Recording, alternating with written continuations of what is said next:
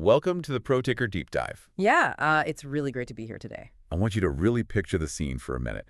It is Friday, February 27, 2026. Yeah. We are staring at the terminals. The coffee is completely cold at this point, and the financial world is just absolutely vibrating. Oh, it really is. It's buzzing. But here's the thing.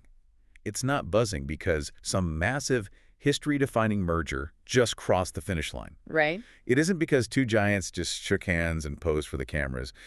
It is buzzing because a deal just completely imploded. It's basically the sound of very, very expensive bullet being dodged, or, well, depending on who you ask on Wall Street, Yeah. a massive opportunity missed. Exactly. I mean, the headline flashing everywhere on every single screen from Wall Street to Burbank is that Netflix has officially, finally, walked away from the deal to acquire Warner Bros. Discovery. They have left the building. Now, usually, when a company loses out on a massive acquisition, especially one they spent months fighting for, sweating over, paying lawyers millions to structure, you expect the stock to take a huge nosedive. Yeah, you really do. Investors get disappointed. The growth story looks dimmer, right? That is the traditional logic, yes. I mean, arbitrage traders unwind their positions, the sentiment sours, and people start asking, well, where is the growth coming from now? And that's usually followed by a pretty brutal sell-off. But look at the board today. Netflix stock isn't plummeting at all. It has surged nearly 9%. Almost double digits. Investors are practically popping champagne corks because Netflix lost a bidding war. Why on earth is the market celebrating a loss? It feels completely counterintuitive when you first look at it. It really is a fascinating inversion of the usual narrative. Usually in M&A, the winner takes it all and the market cheers the winner. But here, the market is signaling that the winner, in this case, Paramount Skydance, is actually taking on a toxic asset, a burden that Netflix was, frankly, disciplined enough to just drop. It's a celebration of restraint. That is exactly what we are here to unpack today. This isn't just a story about a deal that died. It feels like a pivotal moment in media history. Oh, absolutely. It's this massive clash between discipline and old-school empire building. It's about recognizing when the price of winning is just way too high.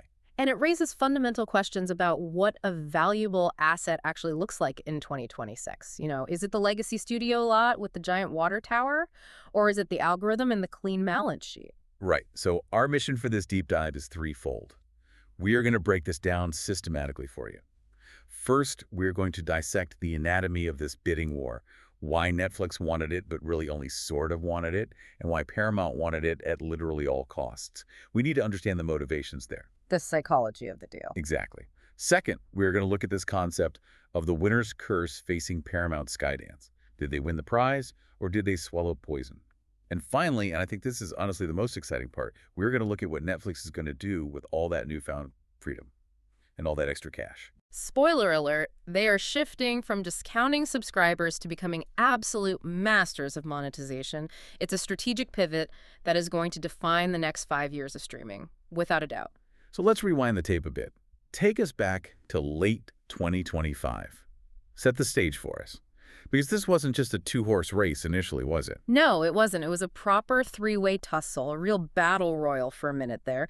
You had Netflix, obviously. You had Paramount Skydance, which you have to remember is the entity backed by the Ellison family and Redbird Capital. So there is deep, deep money backing that play. Right, David Ellison's group. Exactly. And for a brief moment, you even had Comcast kicking the tires. Comcast dropped out pretty early, though. Why did they even bother looking if they were going to bail so fast? Due diligence. Simply put, when an asset like Warner Bros. Discovery comes into play, if you are a major media player, you have to look. You owe it to your board to open the books. You can't just ignore it. Right. But Comcast saw the writing on the wall incredibly quickly regarding regulatory issues. Brian Roberts isn't a gambler when the odds are that stacked against him in Washington. They realized the sheer complexity of the asset overlap was just a non-starter with the Department of Justice. I mean, combining NBC Universal with Warner Bros., that is a regulator's absolute nightmare. So just way too much consolidation in one go. Exactly. So they bowed out. But that left Netflix and Paramount Skydance locked in this massive battle for the soul of Warner Bros. Discovery. And their approaches were completely different. It wasn't just, I'll pay X and you pay Y. The fundamental structure of the deals was different. It was almost like they were bidding on two completely different companies. Completely. And that is so crucial to understanding why this played out the exact way it did over the last few days. Netflix's proposal, which was valued around $82.7 billion, or about $27.75 per share, was surgical. It was a scalpel. They only wanted the jewels. When you say the jewels, let's be really specific for a second. What exactly were they targeting in that massive WBD portfolio? They wanted the history and the premium content engine. They wanted the Warner Bros. Film and television studios, that 100-year-old legacy of premium storytelling, the Burbank lot, the IP vault. We are talking DC Comics, Harry Potter, Looney Tunes, and they really wanted the streaming side, HBO and Max. They wanted the premium content engine to basically feed their massive global distribution piping. They wanted the stuff that drives subscriptions and retention. Exactly. They wanted the prestige. But they didn't want the baggage. And WBD has a whole lot of baggage right now. Oh, they explicitly did not want the baggage. The major catch with the Netflix deal, and this was the huge sticking point for the WBD board, was that WBD would have been forced to spin off its linear TV networks. The cable channels. Right. We are talking about CNN, TNT, TBS, the Discovery channels. Under the Netflix proposal, those assets would have been pushed into a completely separate, heavily debt-laden company called Discovery Global. Discovery Global. I have to say, it just sounds ominous. It sounds like a terrifying place to be an investor. It was colloquially being referred to on the street as a bad bank strategy. It's a classic kind of ruthless financial engineering move. You take the high-growth assets, the studio, the streaming platform, for yourself, you keep the good stuff, and you quarantine the declining assets, the cable channels that are bleeding viewers to cord cutting every single day, into this separate entity. You trap all the poison in one box. Exactly. But that created massive uncertainty for WBD shareholders. Because sure, they'd get some cash and they'd get Netflix stock, but they'd also be left holding shares in this Discovery Global zombie company. So if you are a shareholder, you're looking at that term sheet and thinking, okay, great, I get Netflix stock, which is awesome. Yeah. But I also get this piece of paper that says I own a dying cable network loaded with legacy debt. What is that actually worth to me? Nobody was really sure. Is it worth $0? Is it worth $10 a share? That uncertainty is an absolute killer in M&A, and that's exactly where Paramount Skydance saw their opening. They came in with a sledgehammer instead of a scalpel. That is a really great way to put it. Paramount Skydance launched a hostile bid that eventually evolved into the winning offer.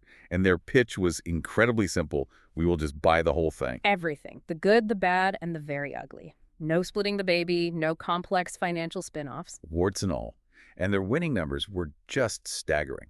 Let's talk about that price tag. It was an all-cash offer of $31 per share. That brings the total enterprise value to roughly $111 billion. $111 billion. That is such a massive number. Put that into context for us. How big is that in the broader landscape of media deals? It is historic. It's one of the largest media mergers ever attempted, full stop. It rivals the scale of the Disney-Fox deal. But the key differentiator, cash is king and simplicity is queen. They said, here's $31, walk away clean. So let's fast forward to the climax of this drama. It's February 26, 2026. The WBD board meets, and they have to make the final call. They have the complex Netflix deal with the Bad Bank spinoff on one hand, and they have the Paramount will take it all cash deal on the other. And they made the only choice they really could, legally speaking. They officially deemed Paramount's offer superior. That is the specific legal term they have to use. Which instantly starts a clock. This isn't over just because they said yes to Paramount, right? Right. It triggers a contractual 4-day window where Netflix had the right to match or beat that offer. They had the right of first refusal, essentially. They could have come back to the table, banged their fists, and said, okay, fine, we see your $31, we will go to $32 a share, and fine, we will buy the cable networks too, if that's what it takes to get Harry Potter. But they didn't. They didn't even try to negotiate a middle ground or a slight bump. They didn't even blink. The response from Netflix co-CEOs Ted Sarandos and Greg Peters was polite, but it was incredibly firm. They basically just said, no thank you. They formally declared the deal was no longer financially attractive at that specific price point. And that phrase, no longer financially attractive, is doing a whole lot of heavy lifting there. It really is the defining sentiment of the day. It signals that Netflix has a very specific, rigid internal valuation model. They know exactly what an asset is worth to their specific business, and they outright refuse to break that model. They refuse to get emotional just to win a trophy. So let's really dig into that decision, because in Hollywood, egos usually run the show. The idea of losing a bidding war, of letting a rival like Paramount walk away with the DC universe and the HBO library, that has to sting the ego, right? You're basically letting your competition get substantially stronger. You would definitely think so. In the old days of media moguls, the Redstones, the Murdochs, they would have fought to the absolute death for an asset like this. But this is where Netflix showed a level of maturity, or perhaps you could call it tech company discipline, that I think really surprised the traditional market. We have to talk about the nice to have doctrine. The nice to have doctrine, that's what they actually called it internally. Yes. In their public statement, Netflix leadership explicitly characterized the WBD deal as a nice to have, not a must have. And that is a really powerful distinction to make. A must have implies desperation. It implies you cannot hit your growth targets without this acquisition. It implies your current business model is hitting a brick wall. Like when Disney bought Fox. That felt like a massive must-have because they needed it to launch Disney+. Exactly. Disney desperately needed that massive back catalog to build a streamer from scratch. Netflix is already the dominant streamer. By calling it a nice to have, they're effectively telling the market, hey, we are totally fine on our own. This would have been a nice cherry on top, but we already own the biggest sundae in the room. That is a massive flex. A huge flex, and the math completely backs them up. We call this avoiding the valuation trap. Analysts have been crunching these numbers all night long. To actually win this war, to definitively beat Paramount's $31 offer, Netflix would have had to bid over $32 per share. And what does that look like on their balance sheet? If they actually wrote that check, what happens to Netflix's financials? It looks incredibly ugly. Analysis suggests this would have meant Netflix taking on over $50 billion in new debt. $50 billion. 50.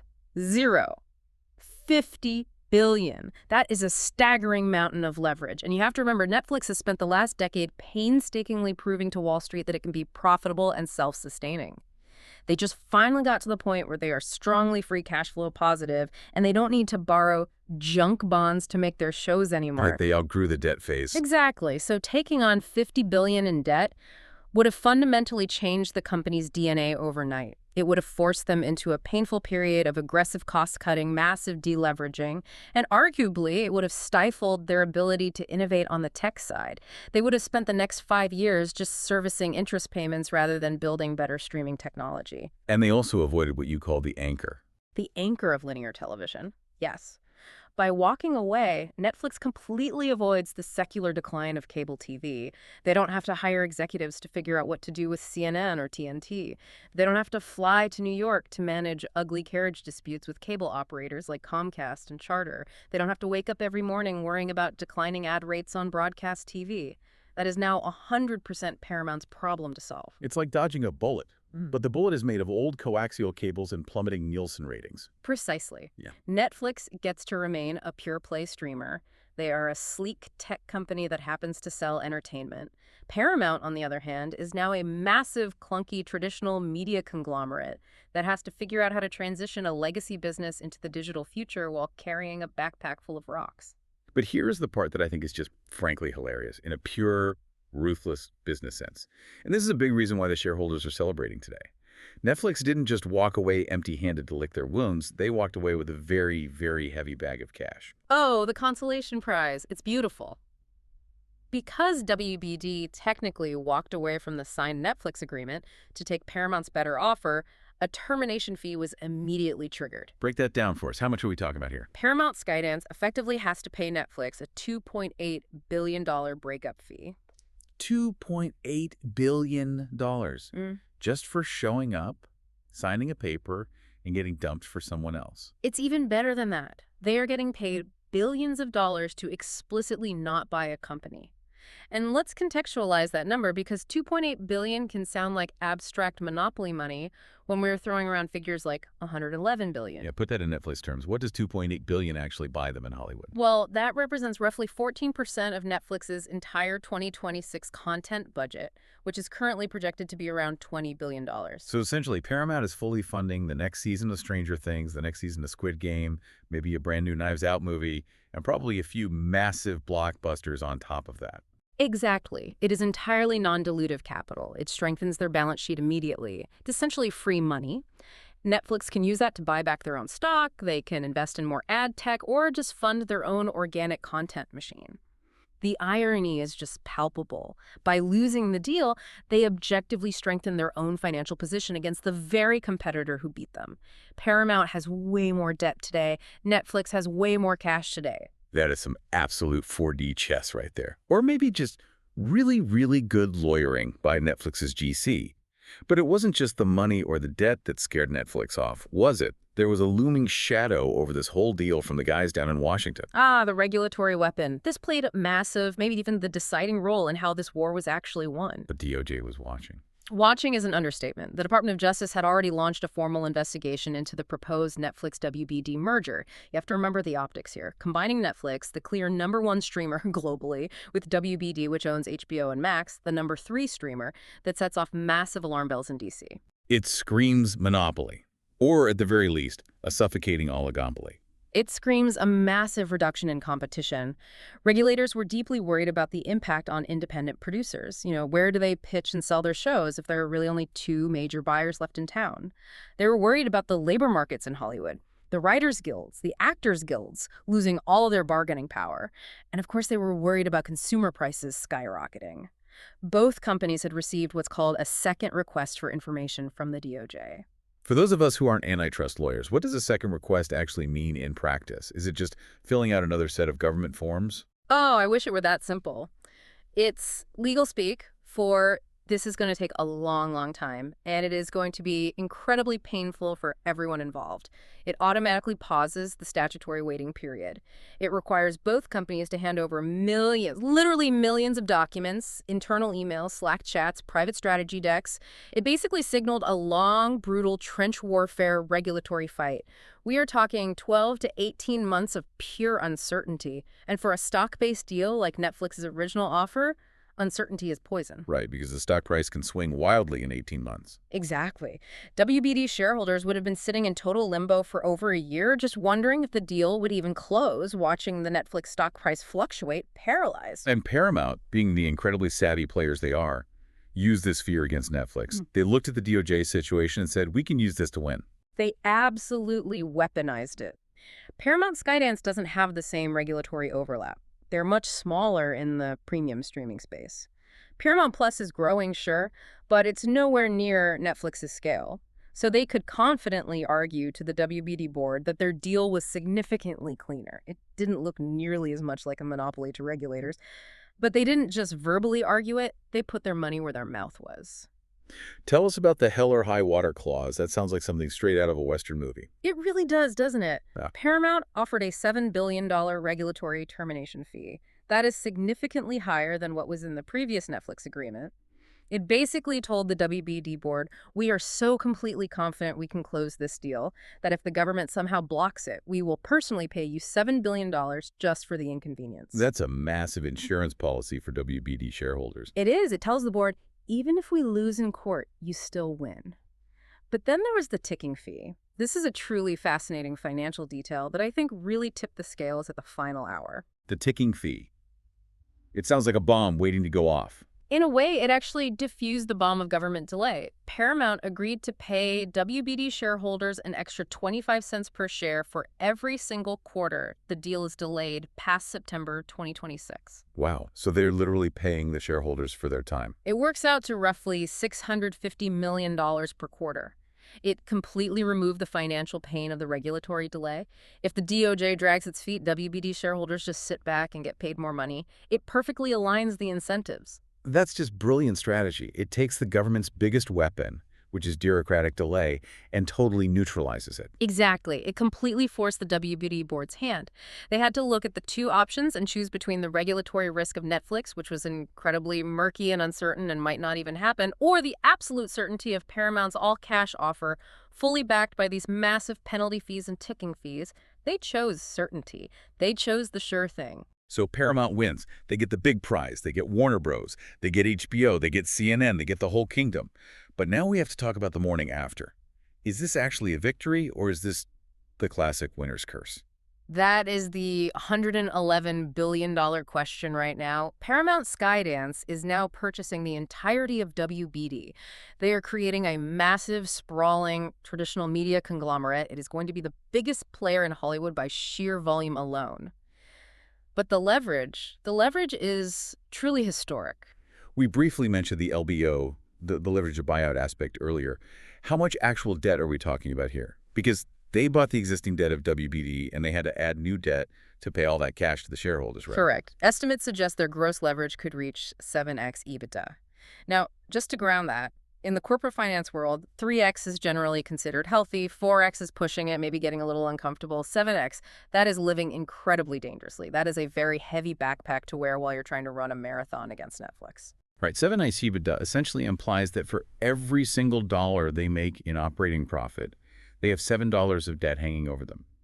That does not leave much room for error. It leaves almost zero room for error. If interest rates tick up even a little bit, or if the ad market softens unexpectedly, or if just a few of their big tentpole movies flop at the box office, they are in serious trouble. They are legally obligated to service that massive debt pile before they can invest a single dollar in new content. And on top of that financial stress, they have to integrate these two massive studios. The integration nightmare. I honestly can't even imagine the HR meetings happening right now. Paramount and Warner Bros. Are two very distinct corporate cultures, two massive entrenched bureaucracies. Just merging the film divisions is hard enough. Think about the inevitable layoffs, the restructuring, the turf wars. But remember, Paramount also took the cable assets. They now have to actively manage the declining linear networks that Netflix explicitly rejected. They have to figure out how to squeeze money from cable TV in a world that is actively canceling cable TV. They have to manage a structural decline. Managing a structural decline is not exactly a high-growth, tech multiple strategy. Meanwhile, Netflix is just sitting pretty on the sidelines. Netflix retains its pure play advantage. By losing this deal, they completely avoid the cultural complexity of integrating a 100-year-old studio system. They don't have to deal with union clashes over merging different staffs. They totally avoid that debt overhang that would have crippled their agility. And the broader market clearly sees this. Oh, clearly. That's exactly why the stock is up 9% today. Investor sentiment has fundamentally shifted overnight. They see Netflix as asset-light, future-focused, and highly nimble. Conversely, the newly combined Paramount WBD is seen as heavy, past-focused, and severely burdened by debt. It's a classic case of nimble speedboats versus a massive, overloaded oil tanker. The tanker might technically have more oil on board, but it takes 10 miles just to turn the thing around. The speedboat can pivot instantly. So Netflix is the speedboat. They have the cash, they have the agility, they have the tech. What do they actually do now? Because the narrative around them is shifting. For a solid decade, all we ever heard about on earnings calls was subscriber growth. How many new people signed up this quarter? Did they hit the street's estimates? The length of the queue outside the nightclub, that used to be literally the only metric that mattered to Wall Street. Right. But that era really seems to be ending. Basically, everyone who wants Netflix already has Netflix. It is ending. We are completely saturated in many of their core markets. So we are moving from subscriber growth to monetization mastery.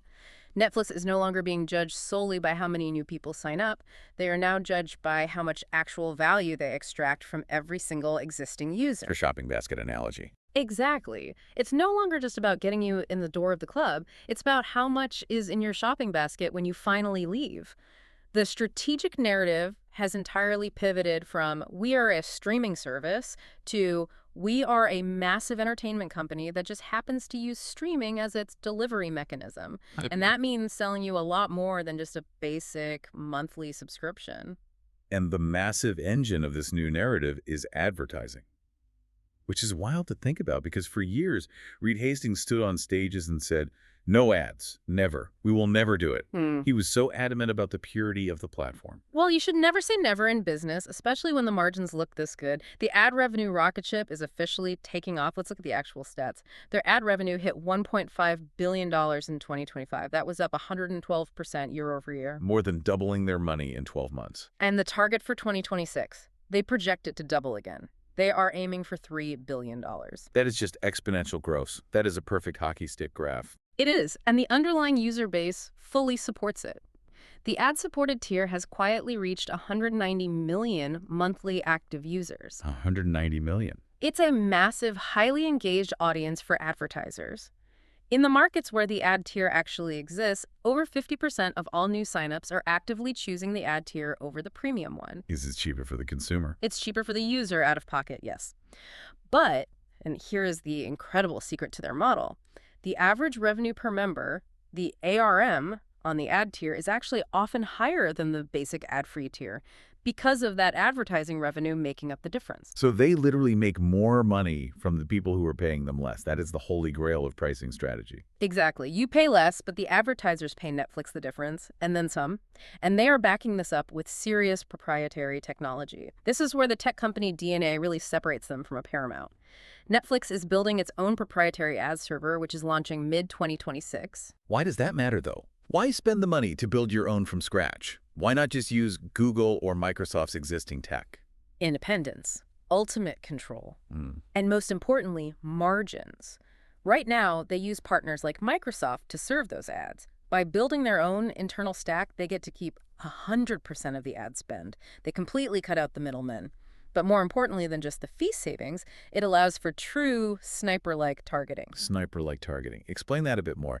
How is it fundamentally different from, say, a standard TV commercial on NBC? Think about the sheer volume of data Netflix has on you. They know exactly what you watch, when you watch it, what device you watch it on, how long you watch before pausing.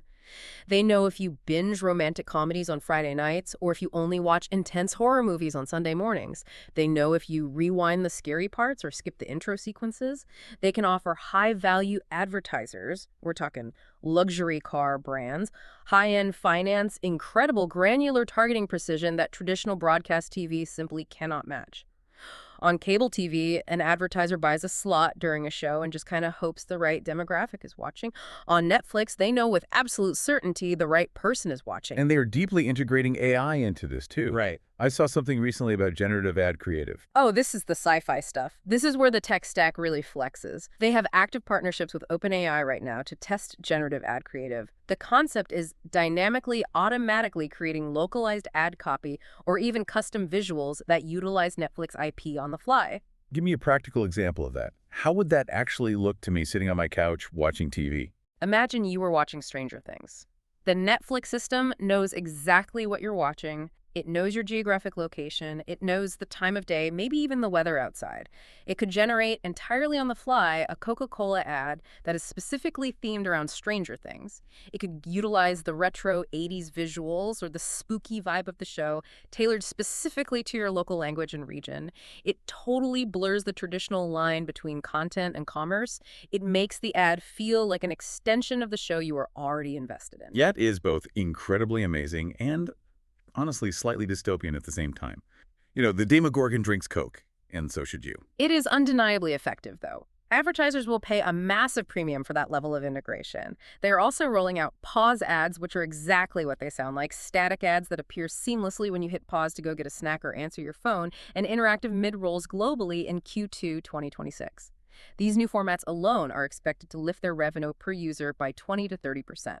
So they are basically squeezing every single drop of value out of the platform and the user interface. But at the end of the day, you still need people to actually log in and watch. You need eyeballs. And that brings us to the content ecosystem, because they are fundamentally changing what we watch too. They are eventizing the platform. Eventizing, making it appointment viewing again. Exactly. The old Netflix model, the one that built the company, was drop a whole season at midnight, let people binge it in a weekend, and then they cancel the subscription until the next year. But that creates massive churn, and churn is the enemy of a mature subscription business. To permanently solve churn, you need cultural events that you absolutely have to watch live. You need to create intense FOMO fear of missing out. Enter the NFL. Enter the NFL. The massive success of their Christmas Day broadcast was completely undeniable. 24 million concurrent viewers. That proved the entire concept right there. And they have a huge slate coming up in December 2026. Cowboys versus Commanders, Lions versus Vikings. These aren't just football games. These are massive, unavoidable cultural moments. You can't binge the Super Bowl 3 weeks later on a Tuesday. You have to watch it live right now, or you're left out of the conversation at work. And the WWE deal. That's a completely different beast entirely, isn't it? The $5 billion Raw deal. Yes. That is a 52-week-a-year retention machine. It gives a massive, incredibly loyal fan base a reason to log in every single Monday night, without fail. It completely prevents that subscribe, binge, cancel cycle because the content literally never stops. It is essentially a violent soap opera for guys, and the metrics show that it works brilliantly for retention. And they are looking globally, too. It's Yeah. not just American football and American wrestling. No, they are aggressively bidding on the World Baseball Classic in Japan right now. They are seriously looking at the Women's World Cup for 2027. But you really have to note the underlying strategy here. Ted Sarandos explicitly called it pro-profit, not just pro-sport. They aren't just buying expensive sports rights for the prestige of it, or to have a shiny trophy on the shelf. They are only buying rights that make strict mathematical sense for their ad-supported tiers. If the asking price gets too high, they just walk away, just exactly like they did with WBD. Which perfectly brings us right back to discipline. They have a budget and they stick to it, no matter the temptation. A massive budget, though. Netflix still plans to spend $20 billion on content in 2026. $20 billion. I mean, that is literally the GDP of a small country just spent on making TV shows and movies. It creates an impenetrable moat. This staggering level of spending creates a content library that competitors literally cannot afford to replicate anymore, especially now that Paramount is hopelessly burdened with all that new debt from the WBD deal. Paramount simply won't have the free liquidity to match Netflix dollar for dollar on content spend. They will be way too busy paying off their interest to fund the next huge sci-fi epic. So Netflix can essentially outspend them without even breaking a sweat, all while keeping a perfectly clean balance sheet. It's almost an unfair fight at this point. Exactly. And they are expanding the overall experience well beyond just video streaming. They are making a massive move into gaming. I feel like we've been hearing about Netflix gaming for a while now, but it feels distinctly different this time around. It's moving way beyond just casual mobile games. They are heavily pushing cloud gaming directly onto your living room TVs. They are integrating these games right into the main app interface to remove any friction. The whole idea is to keep you firmly inside the Netflix ecosystem. If you aren't currently watching a show, you're playing a game based directly on that show. Or you're listening to a podcast about the show. Right. They are actively partnering with Barstool and The Ringer for exclusive video podcasts. This is a very direct shot at YouTube. They want to fill those random engagement gaps during your day. You know, when you might not have the time or attention for a 2-hour movie, but you definitely have time for a 20-minute heated discussion about the NFL or pop culture. They want to completely own your attention span 204/7. And then there's the physical stuff, which is wild. Netflix House. Physical brick-and-mortar venues, Dallas, Philly. It's essentially a Disney World Light experience. You can go physically buy Bridgerton merchandise. You can eat food inspired by Squid Game. It builds deep fandom. It makes the digital invisible subscription feel like a tangible lifestyle brand.